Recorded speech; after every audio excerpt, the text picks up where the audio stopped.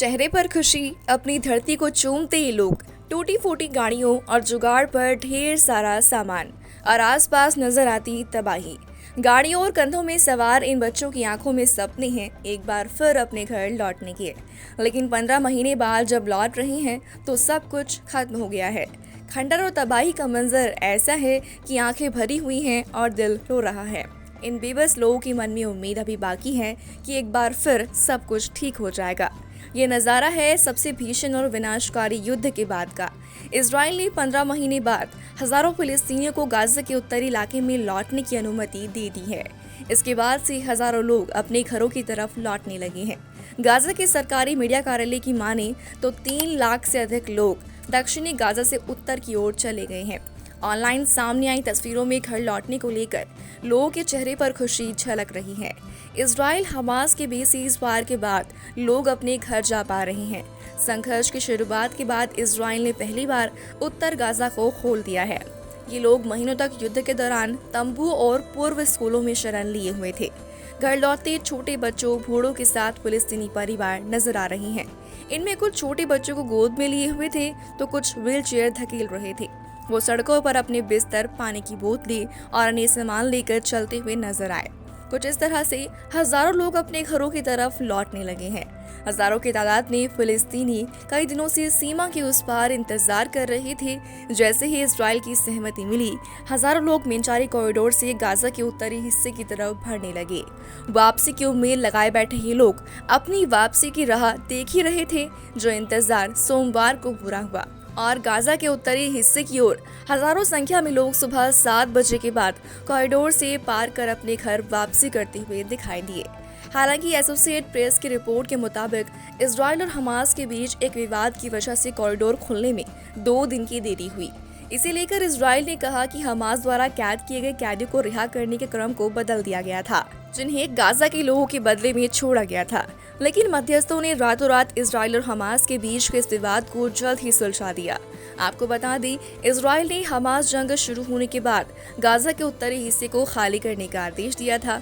इसके बाद से ही 10 लाख से ज्यादा लोगों ने उत्तरी गाजा से दक्षिणी गाजा की तरफ पलायन करना शुरू कर दिया था। इसके बाद इजराइल ने वहां पर हमला किया और इस इलाके को सील कर दिया।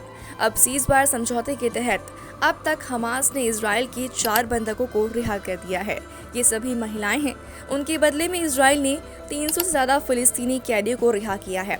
इसके बाद हमास ने बचे हुए बंधकों की लिस्ट भी इजराइल को सौंप दी है। साथ ही आपको बता दें, इजराइल और हमास के बीच 19 जनवरी से सीज़फायर शुरू हुआ और सीज़फायर का पहला फेज 42 दिन का था। इसके तहत इजराइल के सभी बंधकों को रिहा किया जाएगा। शनिवार तक इजराइल को ये लिस्ट नहीं मिली थी और इसे इजराइल ने सीज़फायर का उल्लंघन बताया था और इसी के चलते नॉर्थ गाजा में फिलिस्तीनियों की वापसी में देरी हो रही थी। आपको बता दें, जैसे ही इजराइल ने गाजा के उत्तरी हिस्से को खाली करने का आदेश दिया और इजराइल ने फिर उस हिस्से पर हमला किया, वैसे ही उस पूरे इलाके को खत्म कर दिया गया। तब से अक्टूबर 2023 में 1 मिलियन से ज्यादा लोग उत्तर से दक्षिण की ओर पलायन कर गए और उन्हें वापसी की इजाजत भी नहीं दी गई। इसके अलावा हजारों लोग गाजा में ही रह गए। युद्ध के दौरान सबसे भयंकर हमले, सबसे ज्यादा तबाही हुई। इस तबाही का मंजर तो कई तस्वीरों और वीडियो में हम सभी देख ही रहे हैं, जिसमें गाजा की हालत, टूटी फूटी इमारतें, बेबस लोग और चारों तरफ मलबा दिखाई दे रहा है। कई लोग की आशाएं खत्म हो चुकी हैं। इस विनाशकारी युद्ध में ना जाने कितने परिवार खत्म हो चुके हैं। हजारों लोगों को अपने करीबियों का आज तक पता नहीं चल पाया है। लेकिन खुशी से अपने घर लौटते इन लोगों को क्या पता था कि उन्हें घर आकर सिर्फ तबाही ही तबाही दिखाई देगी। हर तरफ केवल तबाही।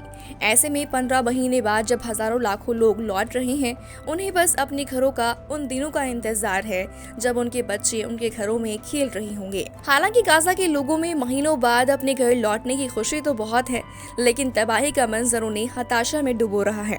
15 महीने बाद अपने घर लौट रहे इन गाजा वासियों को अब वहां सिर्फ मलबे के ढेर दिखाई दे रहे हैं। जहां कभी उनके मकान, दुकान, स्कूल और पार्क थे, वहां अब उनके सामने अपने तबाह शहर में नई जिंदगियां शुरू करने की चुनौती है। मानवीय मामलों में संयुक्त राष्ट्र के कार्यालय की रिपोर्ट कहती है कि गाजा पट्टी में युद्ध के चलते 4,36,000 से ज्यादा इमारतें बमबारी में पूरी तरह से गिर चुकी हैं और 2,76,000 इमारतों को नुकसान पहुंचा है और गाजा की 90% आबादी इस युद्ध के चलते विस्थापित हो चुकी है।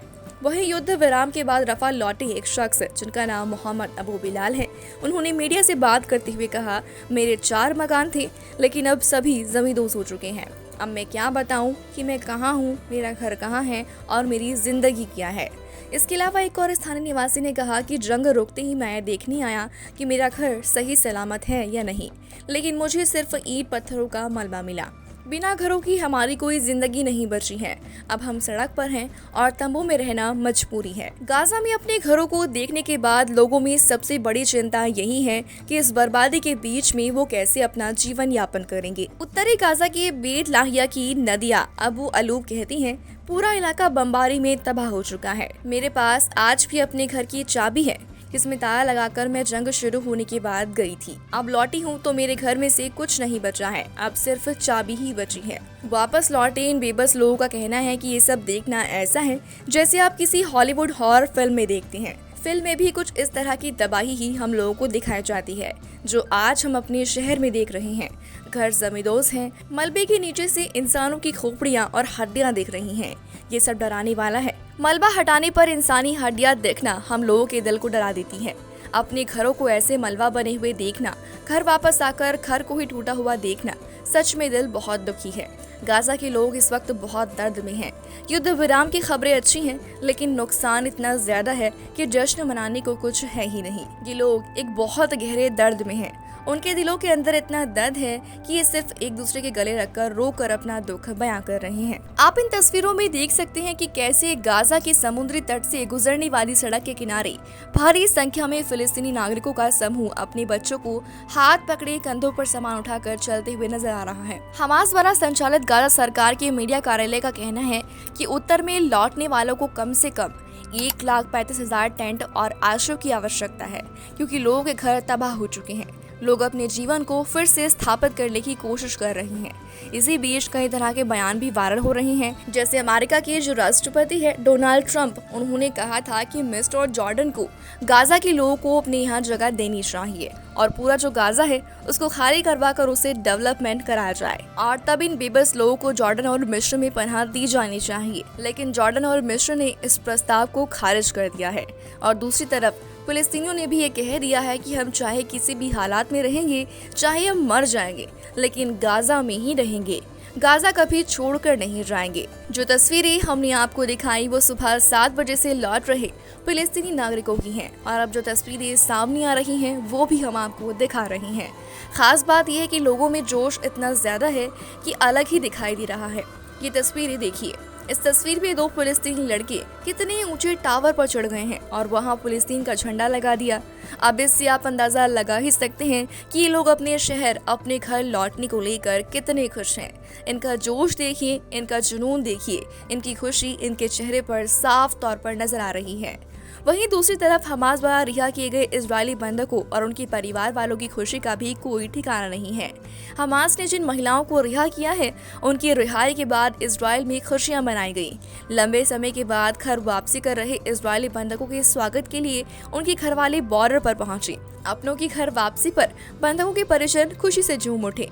इनकी घर वापसी तो हो गई, मगर हमास की कैद में वो वक्त कैसा बीता, किन हालात में वो वहाँ पर रहे, क्या क्या जुल्म उन पर कैद के दौरान किए गए। इजरायली महिला बंधकों ने घर लौटकर अपनी पूरी दर्द भरी दास्तां सुनाई, किन हालातों से उनको गुजरना पड़ा।